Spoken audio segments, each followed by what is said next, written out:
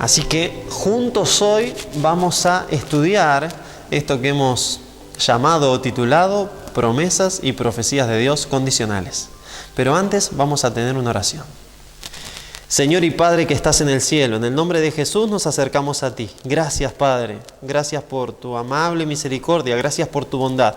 Gracias por la muerte de Jesús en nuestro lugar. Y gracias, Señor, porque hoy podemos abrir nuevamente tu palabra. Te queremos pedir, Padre nuestro, que tu Espíritu Santo, que instruyó a los escritores de la Biblia, que los inspiró, hoy ilumine nuestra mente y nuestro pensamiento para entender y comprender lo que vamos a estudiar. Señor, háblanos y guíanos. En el nombre de Jesús y por los méritos de su sangre. Amén y amén. Vamos a abrir la Biblia en Jeremías capítulo 18. Jeremías capítulo 18, estamos en el contexto de un libro profético, me dice que Dios dice algunas cosas, pero puede dar marcha atrás si el pueblo cumple esas condiciones. O dice algunas otras cosas para bendición del pueblo, pero si el pueblo no cumple las condiciones, el Señor no puede hacer lo que se propuso. Antes, déjame decirte algo. Si estás interesado en conocer más acerca de las profecías y las promesas de Dios condicionales, ingresá en nuestro canal en YouTube, Sermones de Esperanza. Y ahí existe una serie que se titula Esperanza Asegurada. Busca el capítulo Esperanza Individual y ahí desarrollamos en una hora todo lo que tiene que ver con condicionalidad, tanto en las profecías como en las promesas de Dios.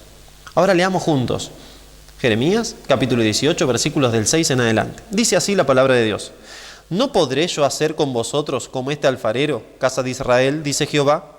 Como el barro en manos de alfarero, así sois vosotros en mis manos, casa de Israel. En un instante hablaré contra naciones y contra reinos, para arrancar, derribar y destruir. Pero si esas naciones se convierten de su maldad contra la cual hablé, yo me arrepentiré del mal que había pensado hacerles. Y en un instante hablaré a esas naciones y de esos reinos para edificar y para plantar. Pero si hacen lo malo delante de mis ojos, no oyendo mi voz, me arrepentiré del bien que había determinado hacerles. Interesante, ¿no? Si la gente, el pueblo de Dios, hace lo que Dios les dispuso, Él va a hacer el bien y les va a bendecir. Si el pueblo de Dios no hace lo que Él les pide, Él no los puede bendecir. Aquí encontramos una palabra que dice, me arrepentiré. Es indudable que aquí Dios está diciendo que se arrepentirá como para que nosotros entendamos un poco qué es lo que va a pasar.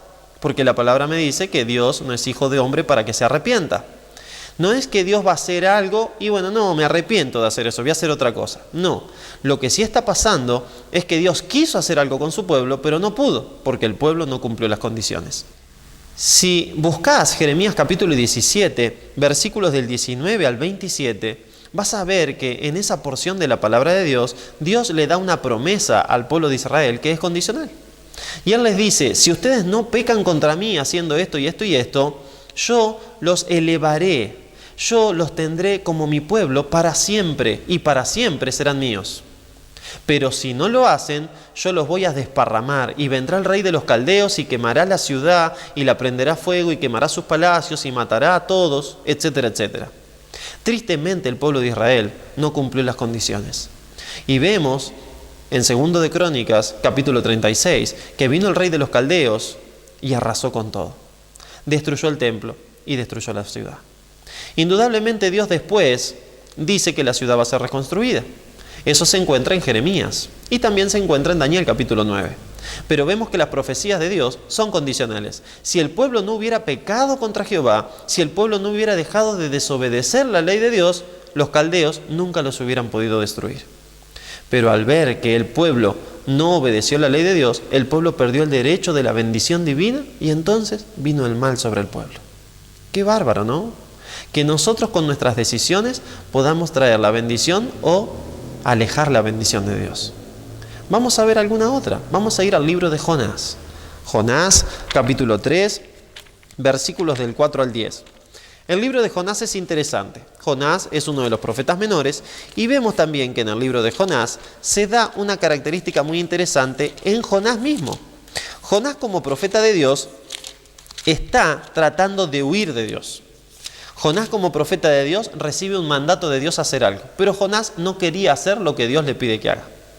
Lee después todo el libro de Jonás, tiene solamente 4 capítulos. Y entonces Jonás, como profeta, recibe el mandato de Dios. Y Dios le dice: Jonás, anda a Nínive y predica en esa ciudad. Necesito que le prediques que si ellos no se arrepienten, de aquí a 40 días, yo voy a destruir la ciudad como hice con Sodoma y con Gomorra. Pero Jonás no quería que los ninivitas se arrepintieran y fueran perdonados. Es tremendo lo que los ninivitas hacían, y puedo llegar a entender en cierta forma a Jonás. Una de las cosas que me cuenta la historia que hacían los ninivitas era que a sus enemigos, cuando los capturaban, los despellejaban, o sea, les sacaban la piel, estando vivos, por supuesto. Otra de las cosas que hacían es que cuando conquistaban una ciudad, a las mujeres que estaban embarazadas, ellos se gozaban en abrirle la panza con sus espadas. Jonás sabía esto. Y al saber esto, Jonás dice: yo no quiero que esa gente se salve. Esa gente son demasiado malos para salvarse. Señor, destruílos. Así que como recibe el mandato de Dios de ir a Nínive y él no quiere ir, toma un barco que en vez de ir para Nínive, iba para Tarsis. Y sabemos la historia, ¿no? Empieza a haber una tormenta en el barco. Jonás está durmiendo. Los otros marineros, que no conocen al Dios verdadero, empiezan a pedir y clamar a sus dioses. Y cuando van abajo, al bagaje, a donde estaba el equipaje, ven a Jonás durmiendo y le dicen: ¿qué haces, dormilón? ¿No te das cuenta que nos estamos por morir? Clama a tu Dios. Y entonces, después de clamar, echan suertes y ven que la suerte cae sobre Jonás, y Jonás abre el corazón. Y les dicen: ustedes saben que yo soy profeta de Dios Altísimo, y Él me envió a un lugar y yo no quise ir y me vine para acá. Yo sé que esto es culpa mía. Así que por favor tírenme al mar. Los marineros no querían, así que hacen una oración a Dios y le dicen: Señor, Él nos está pidiendo y tú lo sabes, así que lo arrojan al mar. Y dice la palabra de Dios que Dios había preparado un pez, el cual tragó a Jonás. Jonás oró desde el vientre del pez y Dios le da una segunda oportunidad a Jonás. Entonces el pez vomita a Jonás en la costa, Jonás va hacia Nínive y entonces predica a Nínive. Vamos a ver qué nos dice el libro de Jonás, capítulo 3, versículo 4 en adelante. Comenzó Jonás a adentrarse en la ciudad y caminó todo un día predicando y diciendo: dentro de 40 días Nínive será destruida. Los hombres de Nínive creyeron a Dios, proclamaron ayuno y desde el mayor hasta el más pequeño se vistieron con ropas ásperas, o sea, con cilicio. Cuando la noticia llegó al rey de Nínive, éste se levantó de su silla, se despojó de su vestido, se cubrió con ropa de cilicio y se sentó sobre ceniza. Luego hizo anunciar en Nínive, por mandato del rey y de sus grandes, una proclama que decía: hombres y animales, bueyes y ovejas, no prueben cosa alguna, no se les dé alimento ni beban agua, sino cúbranse hombres y animales con ropas ásperas y clamen a Dios con fuerza, que cada uno se convierta de su mal camino y de la violencia que hay en sus manos. Quizá Dios se detenga y se arrepienta, se calme el ardor de su ira y no perezcamos. Vio Dios lo que hicieron, que se convirtieron de su mal camino y se arrepintió del mal que había anunciado hacerles y no lo hizo. Qué impresionante. Profecía condicional. Si ustedes se arrepienten, yo no voy a hacer lo que estoy proyectando hacer. Como Dios no está inmerso en la línea de tiempo, sino que Dios es eterno, no tiene ni principio ni fin, Él ve el fin desde el principio. Cuando Dios empieza a ver a Nínive, Dios ve que si siguen 40 días más en sus maldades, van a llegar al colmo de su maldad. Si leemos en Daniel capítulo 5 toda la historia de la caída de Babilonia, nos vamos a dar cuenta que Dios pesa a las naciones. Cuando Babilonia cae, el rey que estaba gobernando a Babilonia dentro de la ciudad era Belsasar. Y entonces me dice la palabra de Dios que mientras estaban en un banquete, hubo algo que colmó la paciencia divina. Trajeron los vasos que eran para uso sagrado para Jehová y bebieron vinos en ellos sus reyes, las concubinas y toda la fiesta que había ahí. Y entonces me dice la palabra de Dios en Daniel capítulo 5 que aparece una mano que escribe en la pared y que escribe Mene Mene Tekel Uparsim, que significa, de acuerdo a lo que me dice el libro de Daniel capítulo 5, tu reino ha sido pesado en balanza y fuiste hallado falto. Tu reino es quebrado y dado en las manos de los medos y de los persas. Es impresionante, Dios pesa a las naciones. Al pesar a Nínive, Dios dice: si siguen así en 40 días los tengo que destruir, como hice con Sodoma y con Gomorra. Les voy a avisar y los voy a reprender para ver si se arrepienten. Si se arrepienten, los voy a perdonar. Si no se arrepienten, los destruyo. Profecía condicional. Hay muchas profecías condicionales en la palabra de Dios. En el libro de Isaías, en el libro de Jeremías, en muchos libros. Es más, tristemente, algunos creyentes, analizando erróneamente el libro de Isaías y Jeremías, ven que el cumplimiento de esas profecías todavía se va a dar. pero fueron profecías solamente dadas al pueblo de Israel literal, que hoy no existe. No que no existe porque no hay gente que pertenezca al pueblo de Israel literal, simplemente que hoy el pueblo de Dios no es el Israel literal. Yo, por ejemplo, soy parte del pueblo de Dios, pero no soy israelita. Soy descendiente de españoles, de indígenas y también de italianos. Pero soy del pueblo de Dios. Porque la palabra de Dios en el Nuevo Testamento me dice que el pueblo de Dios ya no son los Israel literal, sino que es el Israel simbólico. Me dice la palabra de Dios que en el Israel literal había un sacerdote que se iba turnando, pero ahora me dice también la palabra de Dios en el Nuevo Testamento que ahora en el nuevo pacto somos todos sacerdotes y sacerdotisas. Primera de Pedro 2:9 me dice: mas vosotros sois linaje escogido, real sacerdocio, nación santa y pueblo adquirido por Dios. Y ese linaje escogido, nación santa, pueblo adquirido por Dios, sacerdocio, es que todos somos sacerdotes. Dentro de la cristiandad se le llama eso el sacerdocio de todos los creyentes. ¿A qué voy con esto, mis amigos y hermanos? Hay profecías que solamente fueron dadas al pueblo de Israel literal. Y el pueblo de Israel literal no cumplió las condiciones. Y entonces esas profecías no se cumplieron. No precisamente tiene que esas profecías cumplirse en el Israel simbólico ahora. Porque nosotros somos el Israel simbólico, el Israel nuevo, el Israel del nuevo pacto. Ahora, dice el apóstol Pablo, no hay judío ni griego, todos somos hijos de Dios si cumplimos con las condiciones. Esas condiciones son sencillas: creer en Cristo Jesús, aceptarlo como nuestro Salvador y ser bautizados en el nombre de Cristo, en el nombre del Padre, del Hijo y del Espíritu Santo. ¿Dónde se encuentran esas condiciones? Fácil. En Juan capítulo 3, en Marcos capítulo 16, versículos 15 y 16.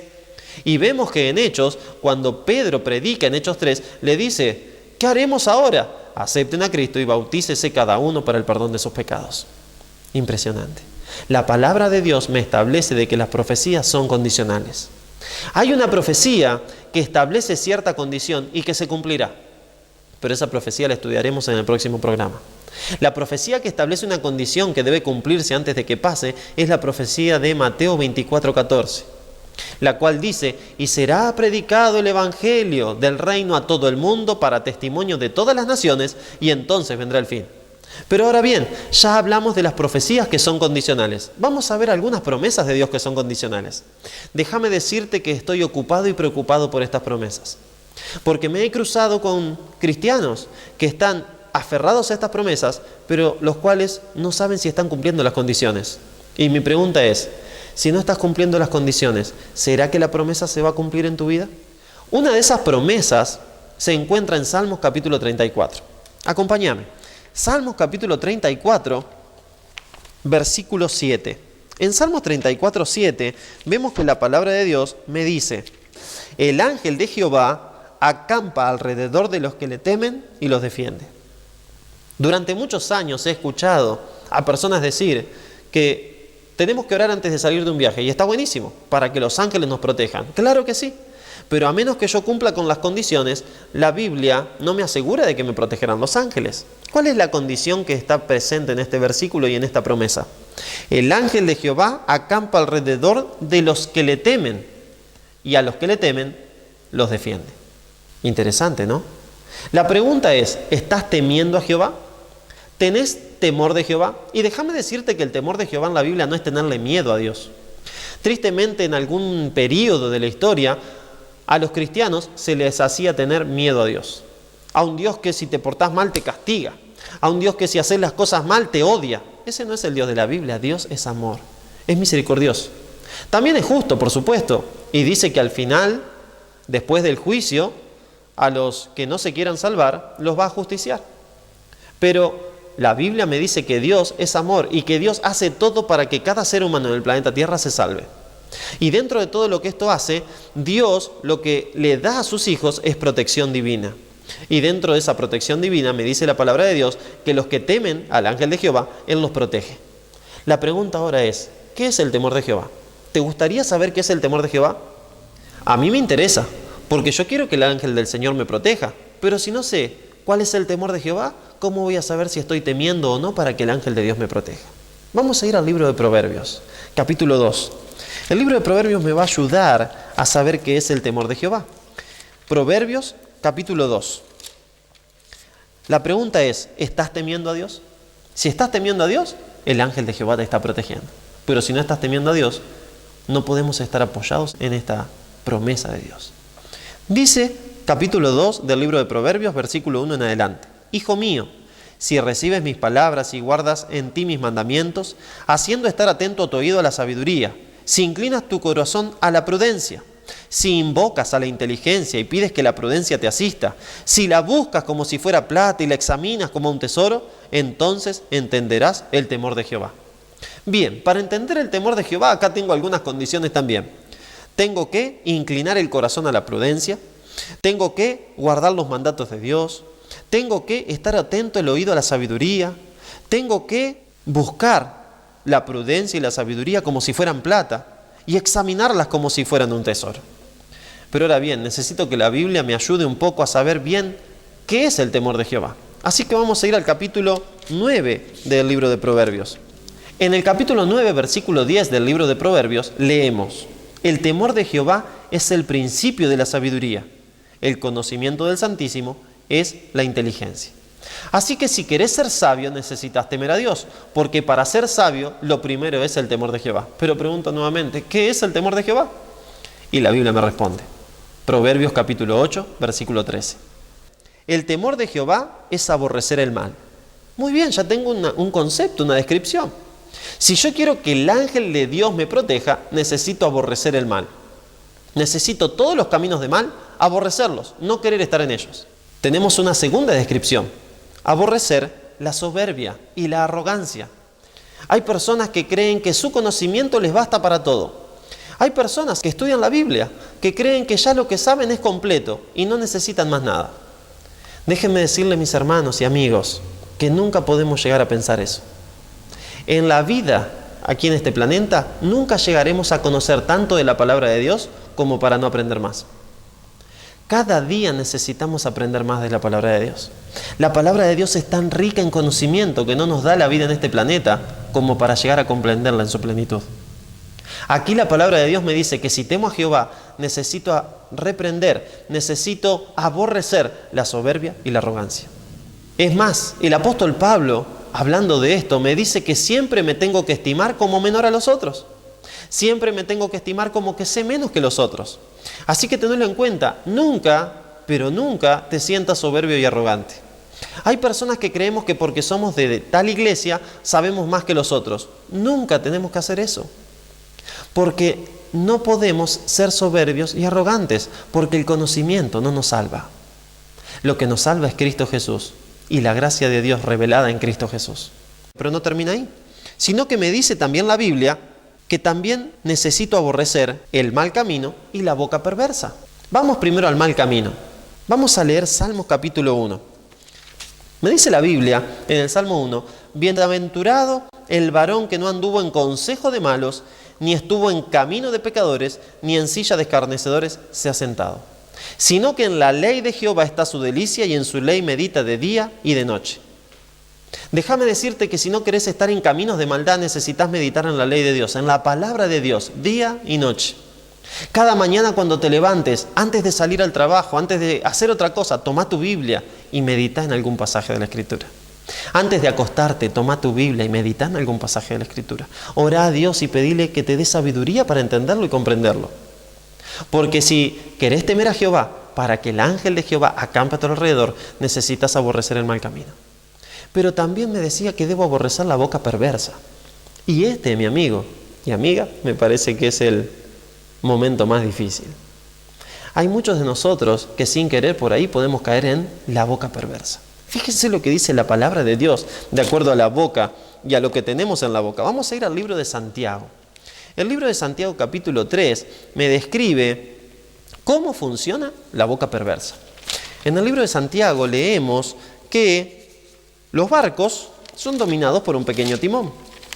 Leemos también que los animales son todos domados, pero vemos que la boca perversa no puede ser domada.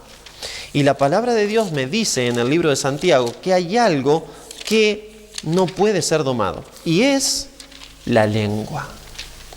La lengua dentro de nuestros miembros es un miembro muy pequeño, dice la palabra de Dios, pero no puede ser domado.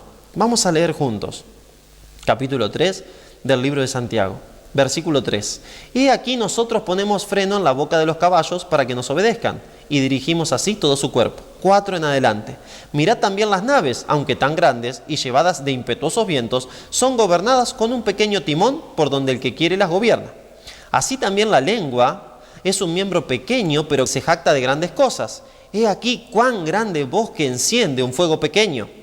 Y la lengua es un fuego, un mundo de maldad. La lengua está puesta entre nuestros miembros y contamina todo el cuerpo e inflama la rueda de la creación, y ella misma es inflamada por el infierno. Toda naturaleza de bestias, de aves y de serpientes y de seres del mar se doma, y ha sido domada por la naturaleza humana. Pero ningún hombre puede domar la lengua, que es un mal que no puede ser refrenado, llena de veneno mortal. Con ella bendecimos al Dios y Padre, y con ella maldecimos a los hombres que están hechos a la semejanza de Dios. De una misma boca proceden bendición y maldición. Hermanos míos, esto no debe ser así. ¿Acaso de alguna fuente sale agua buena y amarga? Hermanos míos, ¿puede acaso la higuera producir aceitunas o la vid higos? Del mismo modo, ninguna fuente puede dar agua salada y agua dulce.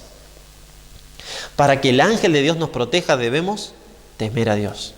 Y en el temor de Dios se encuentra el aborrecer la boca perversa.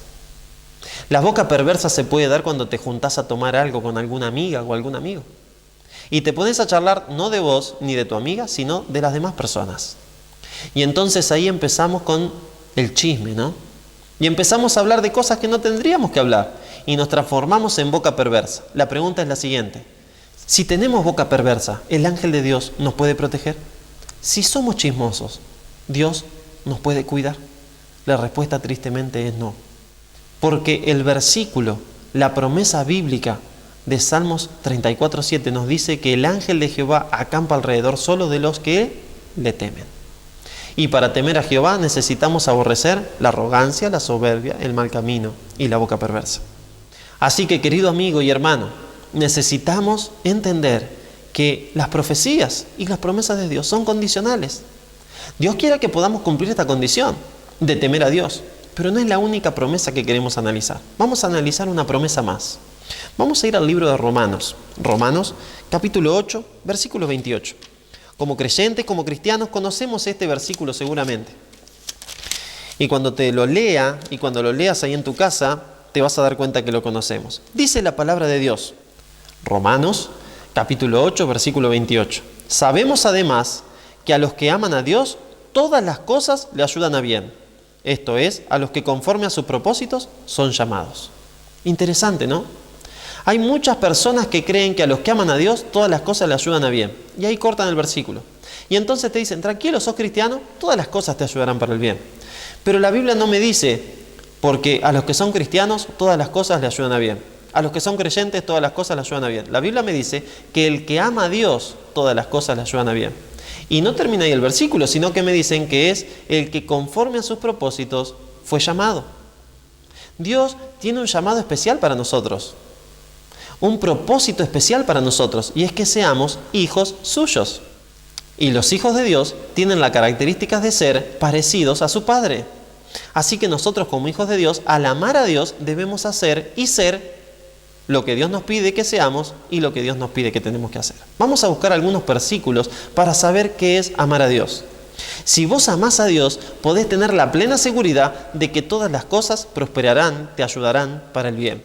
En Efesios capítulo 1, versículo 11, nos vamos a dar cuenta de que Dios tiene un propósito para nosotros. Y luego vamos a ver qué es el amor a Dios. En Él, asimismo, tuvimos herencia, habiendo sido predestinados conforme al propósito del que hace todas las cosas según el designio de su voluntad. Dios nos llamó, nos predestinó para buenas obras, nos predestinó para salvación. Esto no quiere decir que vos ya tenés un destino, que hagas lo que hagas o te vas a perder, o hagas lo que hagas te vas a salvar. Si te querés salvar, te podés salvar. Entonces el Señor tiene todas las cosas preparadas, ya predestinadas para que vos te salves. Pero si te querés perder, también te podés perder. Pero aquí me dice que el Señor hizo un propósito, y ese propósito es el camino de la salvación para vos. Vamos a buscar otro texto. Vamos a ir a 2 de Timoteo 1:9. En la segunda epístola de Timoteo, le dice el apóstol Pablo a Timoteo y a nosotros hoy, capítulo 1, versículo 9, Él, nos salvó y llamó con llamamiento santo, no conforme a nuestras obras, sino según el propósito suyo y la gracia que nos fue dada en Cristo Jesús antes de los tiempos de los siglos. Hay personas que dicen, ¿cómo me va a llamar Dios a mí si yo soy un desastre? ¿Cómo va a llamar a Dios a mí si soy una basura? Y yo digo, gloria a Dios. No vino a buscar a sabios, a ricos, a personas que no necesitaran salvación, a personas que no fueran pecadores, sino que el Hijo del Hombre vino a buscar y a salvar lo que se había perdido. Jesús vino a salvar a los pecadores. Y el apóstol Pablo dice, Jesús que vino a salvar a los pecadores, del cual yo soy el primero. He conocido a personas que eran alcohólicas, que ya no lo son. ¿Por qué? Por la acción del Espíritu de Dios en sus vidas. He visto a personas que tenían destruidas sus familias. Y Dios las unió y las transformó. ¿Por qué? Porque siguieron el llamado de Dios, los propósitos de Dios. Y en la promesa que leíamos, vemos que todas las cosas le ayudan a bien a los que conforme a sus propósitos son llamados. Déjame hacerte una pregunta. ¿Estás siguiendo el propósito para el cual Dios te llamó? Dios te llamó para que vivas en libertad del Evangelio. Dios te llamó para que vivas una vida de plenitud en Cristo Jesús. Pero esa vida de plenitud se encuentra en su palabra y necesitas estudiarla. Por eso es que en mi corazón el Señor ha puesto a hacer este programa, que es estudiemos juntos la palabra. Porque en la palabra de Dios se encuentra el secreto para la plenitud en tu vida y en mi vida. Ahora bien, todas las cosas a los que aman a Dios le ayudan a bien. ¿Qué es el amor a Dios? Vamos a ir al libro de Juan. En Juan, capítulo 14, versículo 15, me dice lo siguiente. Jesús mismo le dice a sus discípulos, ¿qué es el amor hacia Él? Si me amáis, guardad mis mandamientos. Interesante, ¿no? Jesús nos dejó enseñanzas. Jesús nos dejó mandamientos, los cuales los tenemos que guardar si amamos a Dios. Hay un mandamiento muy duro de Jesús. Se encuentra en Lucas 6. Acompáñame, por favor. Lucas 6. En la palabra de Dios, en Lucas 6, Dios me da un mandamiento. Jesús me da un mandamiento. Y este mandamiento es bastante difícil, me parece. Tal vez para mí, para vos seguro que no.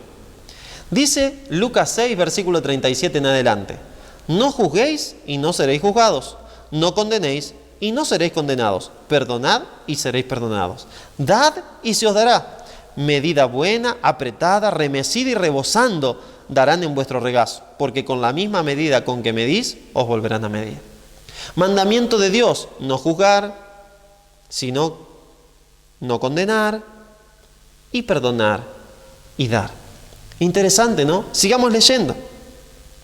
Dice el versículo 40, el discípulo no es superior a su maestro, pero todo el que sea perfeccionado será como su maestro. ¿Por qué miras la paja que está en el otro ojo de tu hermano y no echas a ver la viga que está en tu propio ojo? Impresionante, ¿no?